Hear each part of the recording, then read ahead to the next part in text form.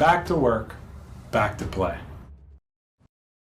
Hi, so we are going to be doing the exercise called alternating toes, and it is a progression to the towel scrunches to build the muscles in your toes better and your feet and your arches. So Lindsay's going to be demonstrating that right here. So your big toes are going to come up and the little toes are going to stay down. Great. You're going to hold for 5 seconds and then you're going to switch and bring the little toes up and the big toes down.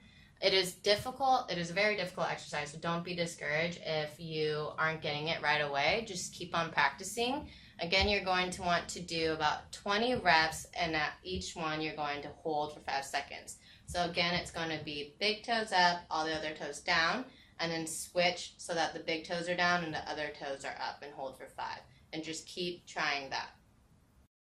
If you have any questions about these exercises, please bring them up at the next appointment and I'll be happy to help you out. Subscribe Proactive Chiropractic.